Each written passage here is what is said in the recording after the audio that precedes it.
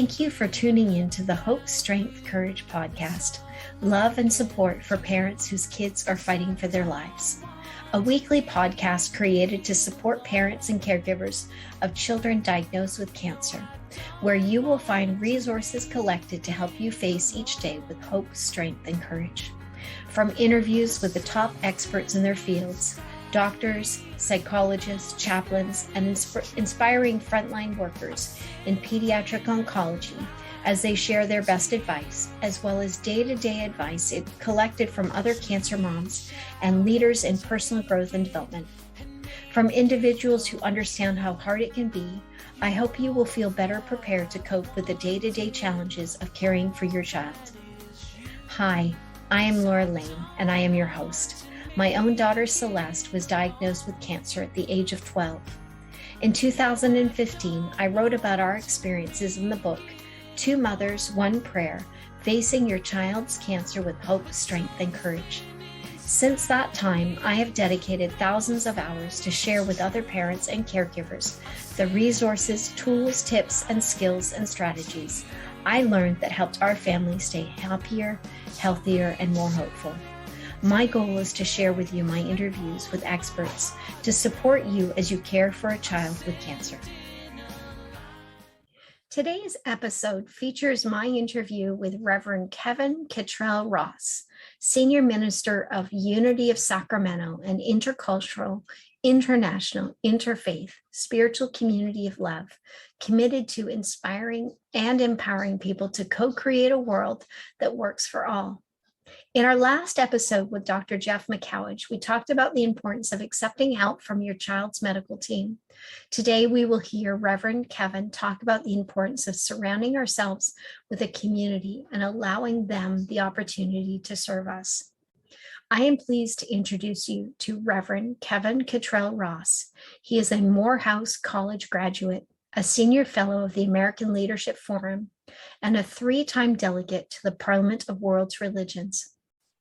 He has received two humanitarian awards, has appeared on the Oprah Winfrey Show, and is committed to widening the margin of inclusion, silencing reckless hate speech, and building diverse coalitions for peace in our lifetime.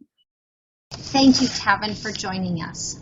Thank you so much for inviting me to be a part of this. I'm so happy that you're doing this. Thank you. So I would love it if you could start off by sharing with us how you started out as a minister and a motivational speaker. Well, my mother told me that I've always had something to say. As young as 3 years of age, she said I would be standing on a crate in my backyard after church on Sundays, preaching to my friends and using fabric that she would use to create clothing for herself. I would take scraps of fabric and put it over myself like it was a robe. And she says, I've been doing this since I was 3 years old. And so somewhere in me, there's always been some positive message to bring to people from as long as I can remember. And along the way, I really caught fire when I came into a realization of Martin Luther King Jr. As a kid, Superman and Spider-Man were not necessarily my heroes, but Dr. King was, and people like him were, and I was inspired by him. And so in elementary school and high school, I would involve myself in speech competitions and essay contests, trying to build on what I thought was King's dream. And as a child, I felt it was important to use my gifts as a child to inspire my peers. I would eventually become a mentee and personal protege of Dr. Johnny Coleman, who was my minister at the time, and Les Brown, who is one of the top 5 speakers in the world, according to Toastmasters International and the National Speakers Association. And so he took me under his wing, and Dr. Coleman, of course, took me under her wing, and I began to learn how to present myself in a more professional way. During that time, Nancy Reagan was the first lady. I think that was in the 80s.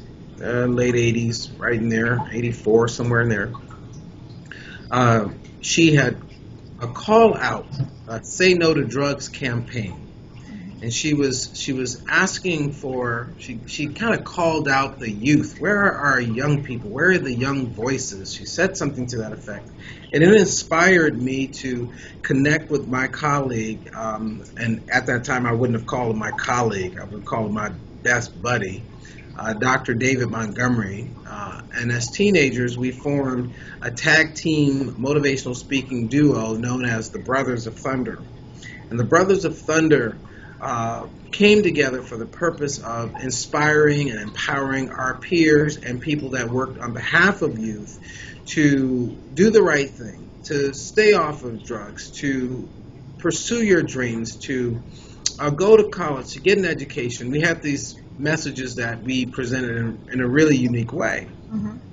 Well, as a result of this, we got some incredible invitations to speak all over the country. And in Canada, in Toronto. In fact, the first time I went to Toronto, I was there speaking with the Brothers of Thunder. And it just took off, and it gave us a platform to continue to share messages. We spoke at places like UCLA. We were kids teaching teachers how to inspire youth in inner cities and rural areas. We knew how to motivate ourselves, and so we taught teachers as a part of Teach for America, the faculty of that. So we really had some great highlights in that. But that's how it began for me, and it eventually took me to Morehouse College, where I then would study school. Oh. But that's how it got started. Very, very good. So what are the challenges that you overcame in life, and what did you do to remain hopeful throughout those challenges? Well, I would say I was very blessed. I was very blessed to have a very supportive village.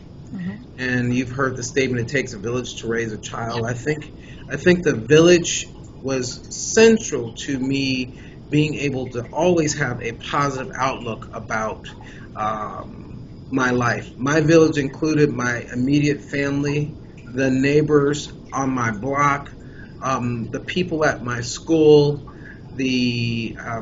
my church, my spiritual community, even the people at the grocery store. I mean, I grew up in a charmed time when communities really had a texture, and they were incubators for the dreams and the potential of young people growing up. So that was the environment. So I'm very blessed to say I grew up in an environment that was absolutely affirming of me.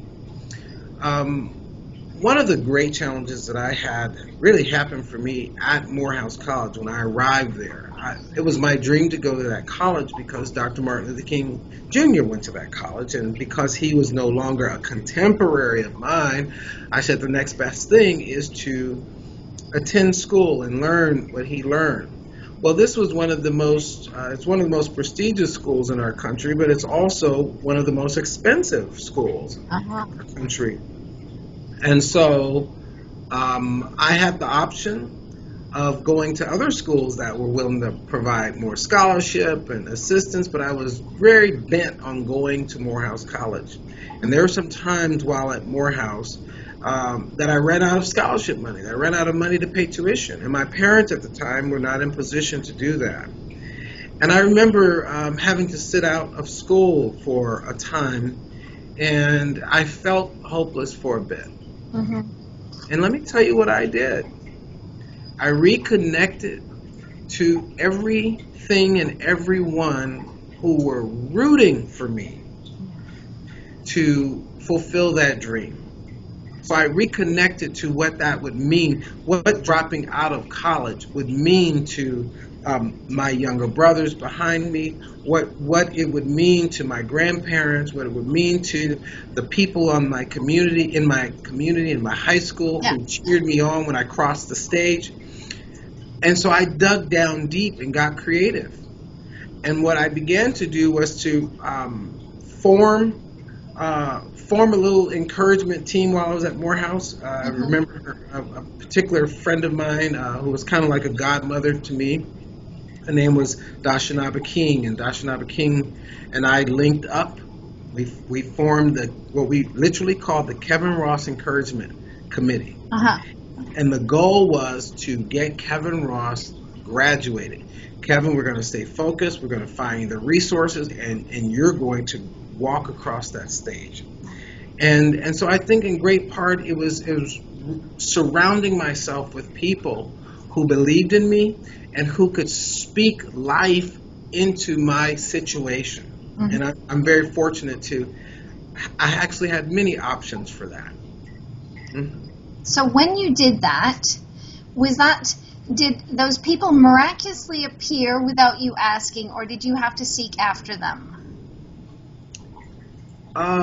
Probably a little bit of both. A bit of both? You know, obviously it was unusual for me to be out of school since I left Chicago to go to Atlanta to be in school, and now I'm sitting out. So people, some of the people in my circles kind of got wind about what's going on. Right. But then there were those like Miss King who I talked to on a more regular basis and who I was able to be vulnerable with and just let her know my story and share with her. And in the sharing and in the opening up, she resolved to be the captain of the team, Kevin Ross Encouragement Team. Yeah. And she took a stand for me. So that kind of engagement, that kind of support happened because I was willing to reach out, and it happened because I was also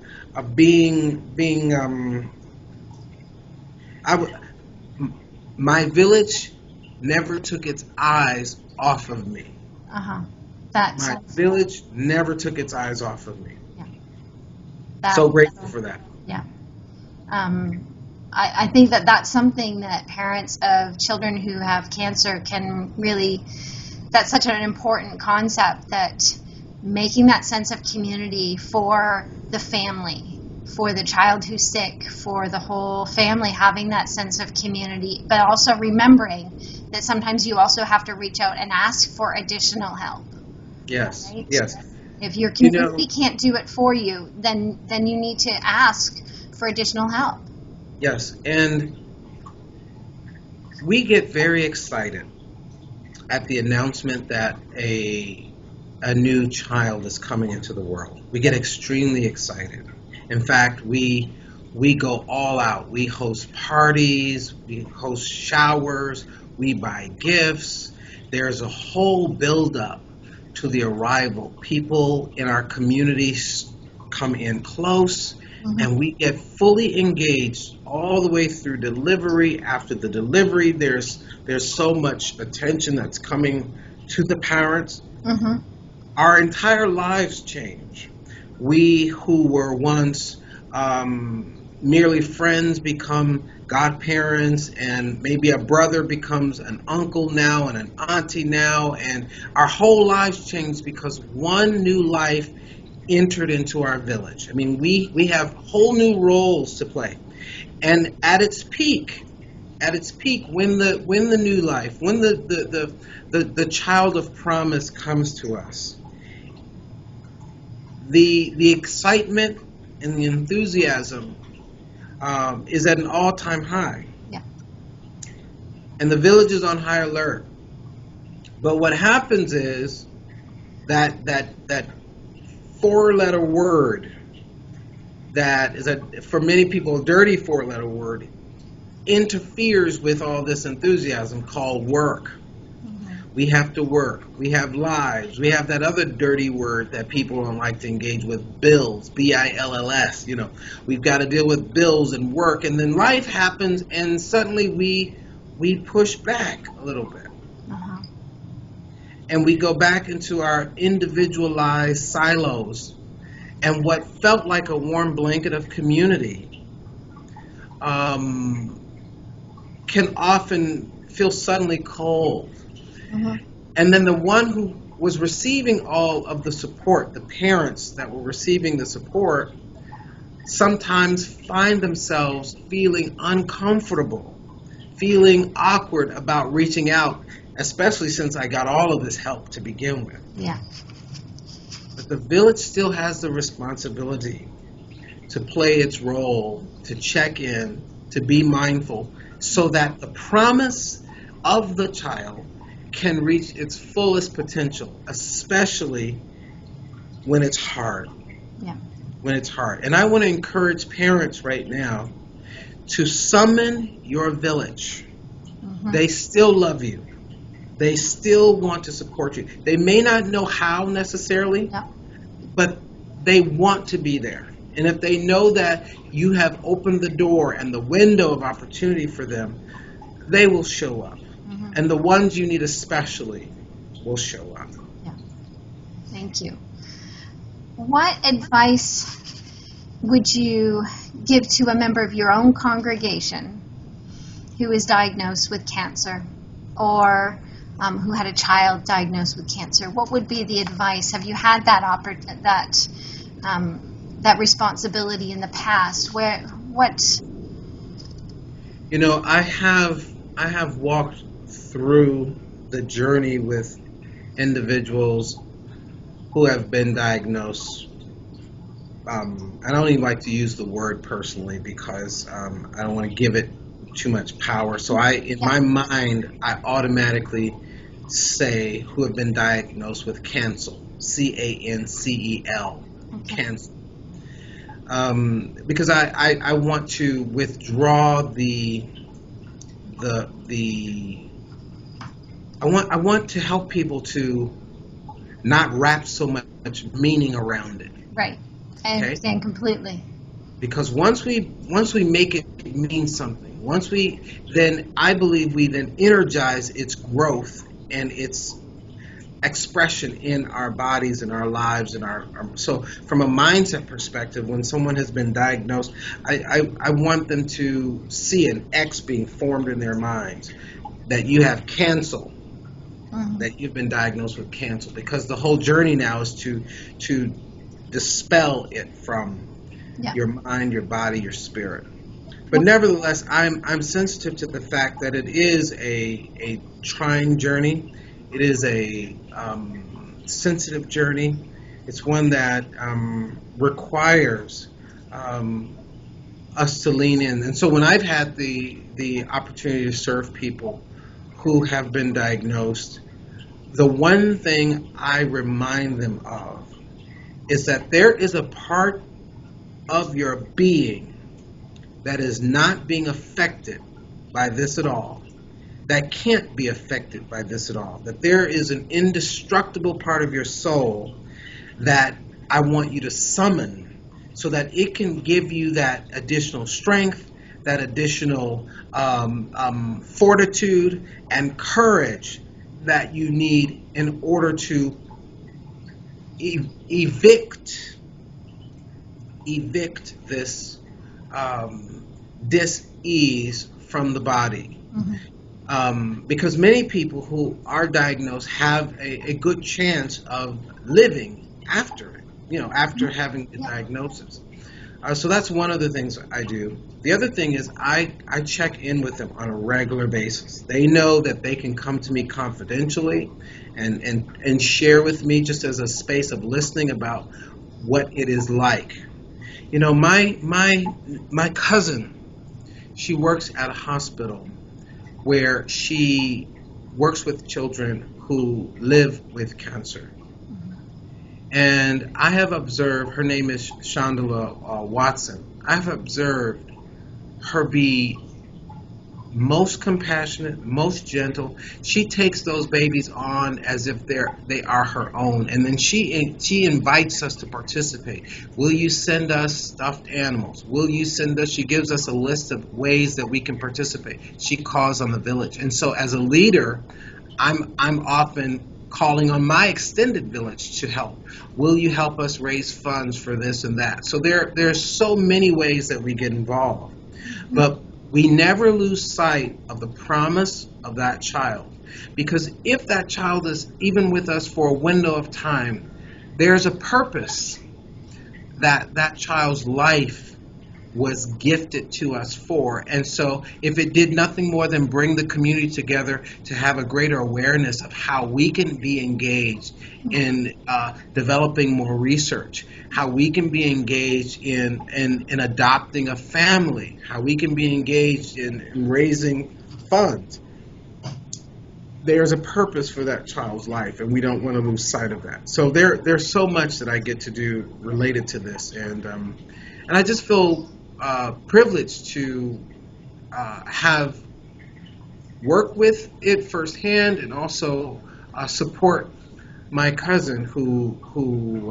as a nurse is on the front lines of this every day. This is what she does every day. The pediatric oncology nurses they're saints.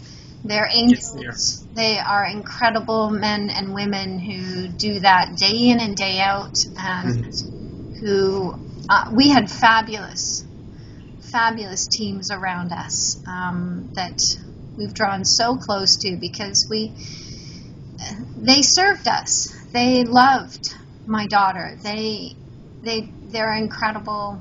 Yes, and that's the piece, that the love is a healing agency in and of itself. Love has the power to heal, and sometimes healing, just for everybody's information, sometimes healing does not end in life on this earth plane.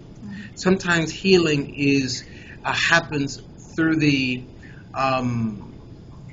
releasing of that outer shell, because it no longer serves, and the soul gets to expand back out into its infinity, into the ether, and then return as life in some other form. You know what I mean? Or return to us as inspiration to keep the fight going. You know? Yeah. That either way, it's beautiful. Right? No matter what we take love and do with it, it's beautiful. That's right. That's right. So I know our time here is just precious with you, Kevin, and I appreciate everything that you've been sharing with us. Sure. The last question that I have for you is, what website can we direct our audience to learn more about you and the work that you do? Well, I would say there are two. One, unityofsacramento.com, which is my spiritual community here in Sacramento, California, where we are committed to co-creating a world of peace, prosperity, and unconditional love for all. We consider ourselves to be the most loving place on earth, and we strive to work toward that. So most inclusive space on earth. So, and then to my own work, I do quite a bit. I work with people one-on-one to support them from getting from where they are to where they want to be, empowering and inspiring people, everyday people, to live extraordinary dreams. And there's information about how I do that, whether it's one-on-one coaching, whether it's coming to speak for organizations and training. That website is kevinrossinspires.com, kevinrossinspires.com, and really that website will connect you to all of the other stuff that I have going on, whether that be my Facebook fan page or videos or my calendar. It's all there. Awesome. Terrific. Well, thank you so much, Kevin. Thank you for having me, and God bless you in what you're doing. I think the legacy that you're creating is one that I know your daughter is smiling on you in your work, and I just affirm you and your healing and everyone who's joining you in this journey. Well, thank you. Have a terrific day, Kevin. And take care. Thanks. Thanks for having me. Kevin is such an amazing soul. I love his humble, generous nature and his wisdom and insights about how we can look for and receive support from the community around us, be it family, friends, our church, or spiritual community. To learn more about Kevin Ross and all of the motivational and inspirational work he does, please visit his website at unityofsacramento.com or kevinrossinspires.com. Please join me next week for part 1 of my interview with international speaker and transformational workshop leader, Dr. Sue Morter, as we discuss how to support your child without being stuck in your own fear and grief. Before we end our show today, we have one last segment. Over the last few years, I have asked other cancer moms what advice they wish they had known when their child was first diagnosed. I have compiled that information and will be sharing their advice each week. You can download the top 101 pieces of advice that I put together as a mini ebook at twomothers1prayer.com. Today's advice comes from Julie. Julie says, always keep siblings involved in all happenings and findings. If I could go back and do it differently, realizing all the folks at home with normal lives don't get it. It's never normal with a child with cancer, either diagnosed at birth, right afterwards, or years later. It changes your world, but you as a parent are your child's number one advocate. Thanks, Julie, for sharing that. If you have advice you have learned along the way that you wish someone had told you weeks, months, or years earlier, I invite you to fill out the contact form on our website, twomothers1prayer.com, and I will be sharing your advice with our listeners on future shows. Thank you for taking the time out of your busy schedule today to listen to the Hope, Strength, Courage podcast. I look forward to sharing more experts and advice with you again next Wednesday. Please remember to take a minute to subscribe to the show. Thanks also need to go out to our Hope, Strength, Courage production team, which consists of my wonderful assistant, Tracy Ogilvie McDonald, Andrew Braun at Braun Audio and Audio Geek, music by Fizz Anthony, social media support by Marife Constantino, and graphic design by Amy Hosmer. To learn more about myself, Laura Lane, and to order my book, please visit lauralane.ca.